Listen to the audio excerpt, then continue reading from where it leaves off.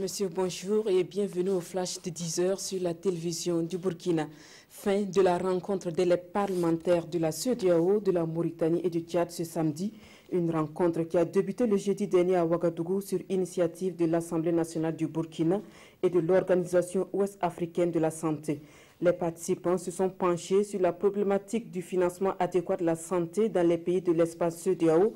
Ils ont également mené la réflexion autour de l'explosion démographique et ensemble, ils ont proposé des solutions afin de réguler la population de l'espace pour une prise en charge sanitaire efficace des populations de l'espace CEDEAO.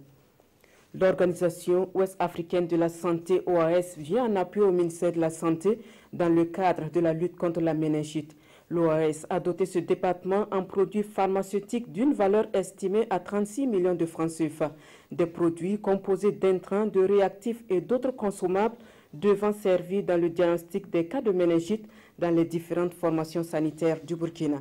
Un geste qui vient renforcer les actions du gouvernement dans le cadre de la lutte contre la maladie, car en réponse aux épidémies de méningite, le ministère a déjà entrepris des campagnes de vaccination et de sensibilisation dans les foyers touchés par des cas de méningite.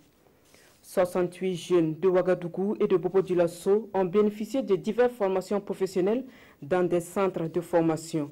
Une formation née de la volonté du ministère de la Jeunesse, de la Formation et de l'Insertion professionnelle qui fait ici le bilan de cette action de renforcement des compétences. La formation s'est déroulée en 2 volets, 10 jours de théorie et 2 semaines de stage pratique qui leur ont permis d'acquérir des connaissances approfondies. Ces jeunes ont été recrutés parmi les bénéficiaires des kits de la mesure spécifique du gouvernement relative à l'installation des jeunes formés au métier. Flambée de violence à Jérusalem et en Cisjordanie, Israël pourrait revoir son dispositif sécuritaire sur l'esplanade des mosquées. Ce samedi, 2 Palestiniens ont trouvé la mort dans des heurts avec les forces de l'ordre israéliennes.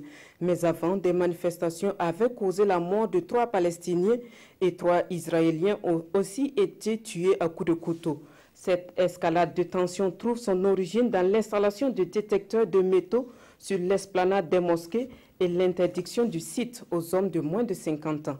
Voilà qui met fin à ce flash de 10h. Merci à vous qui l'avez suivi. Marguerite Douagneau vous retrouve à 13h pour les informations de la mi-journée.